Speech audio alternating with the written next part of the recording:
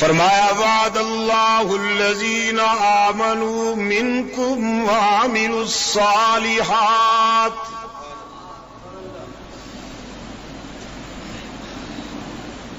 وعدہ کیا اللہ نے ان لوگوں سے جو ایمان والے ہیں تم میں سے، اور عمل بھی ان کے اللہ اور اس کے رسول کی منشا کے مطابق ہیں۔ لَيَسْتَخْلِفَنَّهُمْ فِي الْأَرْضِ، کہ حق تعالی انہیں زمین میں خلافت عطا فرمائیں گے، كَمَا اسْتَخْلَفَ الَّذِينَ مِن قَبْلِهِمْ، جس طرح کے حق تعالی نے ان سے پہلو کو بھی خلافتیں عطا کی۔ وَلَيُمَكِّنَنَّ لَهُمْ دِينَهُمُ الَّذِي ارْتَضَىٰ لَهُمْ، اور حق تعالی ان کے پسندیدہ دین کو تمکین عطا کرنے کا بھی وعدہ کرتے ہیں۔ وَلَيُبَدِّلَنَّهُم مِّن بَعْدِ خَوْفِهِمْ أَمْنًا، اور یہ بھی وعدہ کرتے ہیں کہ ان کی نجی اور اجتماعی زندگی سے خوف کو دور کر دیں گے اور ان کے معاشرے کو امن و سکون کی آماج گاہ بنا دیں گے۔ وعدہ کیا کس نے؟ جواب جلدی دیں گے تو بات جلدی گزرے گی۔ وعدہ کرنے والا کون؟ اللہ۔ کن سے وعدہ ہوا؟ ایمان والوں سے۔ کون سے ایمان والے؟ جو حلقہ رسالت میں موجود تھے۔ منکم، مخاطب وہ ہیں حق تعالی کے جو رحمت عالم صلی اللہ علیہ وسلم کے حلقہ میں موجود ہیں، یعنی صحابہ رسول۔ وعدہ کرنے والا اللہ۔ جن لوگوں سے وعدہ کیا جا رہا ہے وہ کون؟ صحابہ کرام۔ اور وعدہ کس بات کا؟ کہ ہم تمہیں خلافت عطا کریں گے اور تمہارے دین کو تمکین بخشیں گے اور تمہاری زندگی سے خوف کو دور کر کے امن و سلامتی سے ہمکنار کر دیں گے۔ جو وعدہ کر رہا ہے اس نے پہلے بھی کئی وعدے کیے، جو وعدہ کیا پورا کیا کہ نہیں؟ جو وعدہ کیا پورا کیا کہ نہیں؟ ابراہیم سے وعدہ کیا سچائی کا پرچم اونچا کیجئے، ہم تیری نگرانی کریں گے، ہم تیری پاسبانی کریں گے۔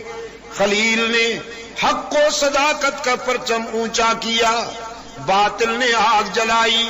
رب العالمین نے اپنا وعدہ پورا کیا کہ انگاروں کو پھول بنا دیا۔ موسیٰ علیہ السلام کی والدہ سے وعدہ کیا ہم تیرے بیٹے کی جان بچائیں گے، اسے طوفان کے تھپیڑوں سے بھی محفوظ رکھیں گے، تیرے پاس لائیں گے۔ بیٹا گود میں لے کر بیٹھی ہیں ام موسیٰ اور آنسو برس رہے ہیں۔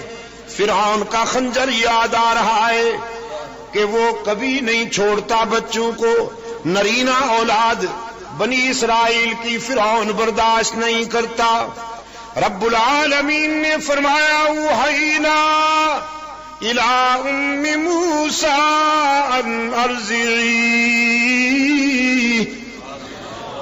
ہم نے ام موسیٰ تک بات پہنچائی، گھبرائی نہیں، اپنی مامتا کا حق ادا کرتے ہوئے اپنے لختے جگر کو دودھ پلائیے۔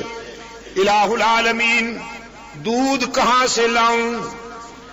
جس ماں کو کچھ دیر بعد اپنے بیٹے کے ذبح ہو جانے کا خطرہ ہو، وہ ماں دودھ کہاں سے لائے؟ رب العالمین نے فرمایا موسیٰ جو بیٹا تو گود میں لے کر بیٹھی ہے یہ مٹنے کے لیے نہیں آیا، یہ تو فرعونیت کو مٹانے کے لیے آیا ہے۔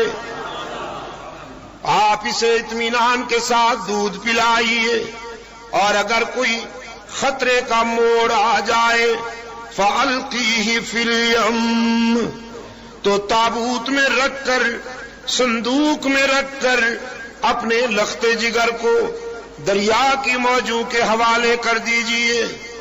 الہ العالمین خنجر سے بچانے کے لیے دریا میں پھینک دوں تو موجیں بھی تو خطرناک ہیں، وہاں کہاں حفاظت رہے گی؟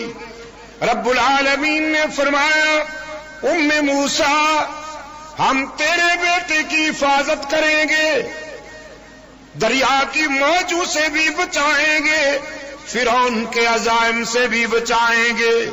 اِنَّا رَادُّوهُ إِلَيْكَ، اور پھر تیرے پاس اسے واپس لے آئیں گے، تیری گود میں لوٹائیں گے، تیرا دودھ پلائیں گے، بچپن میں، لڑکپن میں، جوانی میں تیرے بیٹے کی حفاظت کرتے ہوئے پھر اس کے سر پہ رسالت کا تاج سجائیں گے۔ وَجَاعِلُوا مِنَ الْمُرْسَلِينَ، تو حق تعالی نے اپنا وعدہ پورا کیا کہ نہیں؟ موسیٰ علیہ السلام کی حفاظت فرمائی کہ نہیں؟ واپس والدہ کی گود میں پہنچایا کہ نہیں؟ ماں کا دودھ پلایا کہ نہیں؟ فرعون کے خزانے سے موسیٰ کی پرورش کروائی کہ نہیں؟ فرعون کے فوجیوں سے موسیٰ کی حفاظت کروائی کہ نہیں؟ وہ جو وعدہ کرتا ہے پورا کرتا ہے کہ نہیں؟ رب العالمین نے اپنے پیغمبر کے غلاموں سے وعدہ کیا کہ ہم تمہیں خلافت عطا کریں گے، یہ وعدہ بھی اللہ نے پورا کیا کہ نہیں؟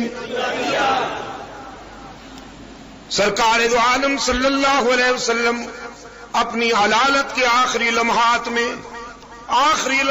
میں صحابہ کرام سے فرماتے ہیں مرو ابا بکر، جاؤ میرے یار غار کے پاس، ابو بکر کے پاس جاؤ اور اسے کہو میری غمزدہ امت کی امامت کریں، میری امت کو نماز پڑھائیں۔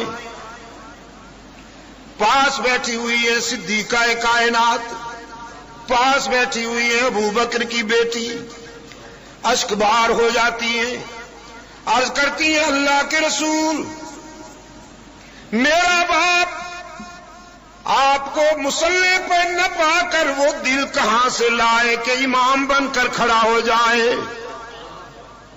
وہ تو آپ کا عاشق صادق ہے اور نہایت رقیق القلب ہے، برداشت کہاں کریں گے کہ آپ کے مصلی پر کھڑے ہو جائیں؟ حدیث گواہ ہے سرکار دو عالم صلی اللہ علیہ وسلم کا انداز جلالی ہو گیا، فرمایا چپ رہو، تمہیں بولنے کی اجازت نہیں۔ پھر فرماتے ہیں اپنے رضاکاروں سے جاؤ ابو بکر سے کہو میری امت کو نماز پڑھائیں۔ پیغمبر کا انداز بتا رہا تھا یہ فیصلہ فرش کا نہیں عرش بری کا ہے، اس لیے کہ اللہ نے وعدہ کیا ہے میں تمہیں خلافت عطا کروں گا۔ سرکار دو عالم صلی اللہ علیہ وسلم کے ارشاد کی تعمیل میں صدیق اکبر رضی اللہ تعالی عنہ نماز پڑھانے کے لیے مصلی پہ آئے ہیں، جگر شک ہوتا جا رہا ہے، آنکھیں برس رہی ہیں، لرزہ طاری ہے، لیکن تعمیل حکم رسول میں مصلی پہ کھڑے ہو گئے، امت مقتدی بن کر کھڑی ہو گئی، ان میں علی المرتضی رضی اللہ تعالی عنہ اور حضرت عباس رضی اللہ تعالی عنہ رحمت عالم صلی اللہ علیہ وسلم کے پاس حجرہ عائشہ میں موجود ہیں۔ آپ کی نظر پڑی کہ صدیق امام بن کر کھڑا ہو گیا، میری امت مقتدی بن کر کھڑی ہو گئی، فرمایا اب میں بھی چلنا چاہتا ہوں صحن مسجد میں، میں بھی وہیں جانا چاہتا ہوں۔ حضرت علی و عباس رضی اللہ تعالی عنہما کے کندھوں پر ہاتھ رکھ کر رحمت عالم صلی اللہ علیہ وسلم تشریف لائے، اور آپ کے دونوں پاؤں مبارک علالت و نقاہت کی وجہ سے زمین پہ لڑکھڑاتے ہوئے آ رہے ہیں۔ قریب تشریف لائے، صدیق اکبر رضی اللہ تعالی عنہ نے اللہ کے محبوب کو آتا ہوا دیکھا تو مصلی سے ہٹتے ہوئے پیچھے جانے لگے۔ محبوب خدا اتنے میں قریب آ چکے تھے، ابو بکر کے کندھے پہ ہاتھ رکھ کے فرمایا علیک یا ابا بکر، ابو بکر ہٹتے کیوں ہو؟ میں تجھے ہٹانے نہیں آیا، چترے ٹکانے آیا ہوں، اپنی امت کا امام بنانے آیا ہوں، امت مصطفی کا مقتدا بنانے آیا ہوں۔ صدیق اکبر ٹھہر گئے اور رحمت عالم صلی اللہ علیہ وسلم تشریف فرما ہوئے۔ آپ آہستہ سے تکبیریں کہہ رہے ہیں اور صدیق اکبر رضی اللہ تعالی عنہ اونچی آواز سے تکبیریں کہہ رہے ہیں۔ گویا صدیق اکبر نے پیغمبر کی اقتدا کی اور امت نے ابو بکر کی اقتدا کی۔ 17 نمازیں اللہ کے رسول صلی اللہ علیہ وسلم کی مبارک زندگی میں صدیق اکبر نے امت کو پڑھائیں، اور وصال نبوی کے بعد بنو ساعدہ کے سقیفہ میں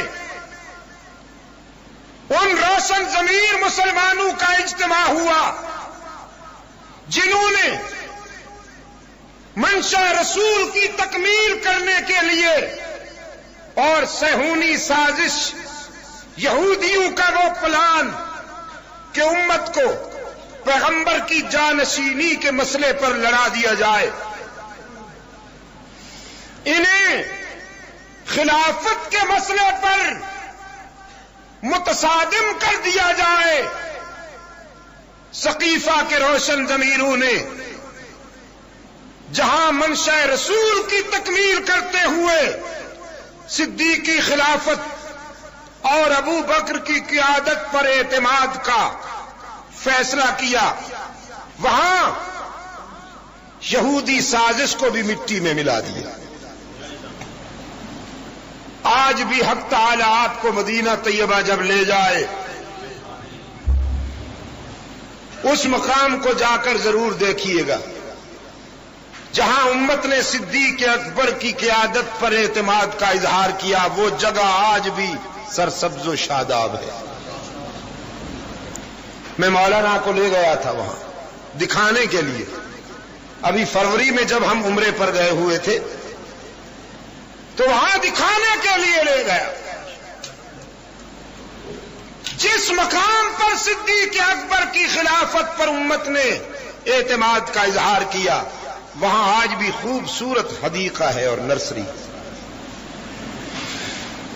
اور بڑے بوڑھے بتاتے ہیں کہ ہمیں بڑے بوڑھوں نے بتایا تھا اور ان کو اپنے بڑے بوڑھوں نے بتایا تھا کہ جب سے ہم دیکھتے چلے آ رہے ہیں یہ جگہ اسی طرح ہمیشہ ایک حدیقے سے مزین ہے۔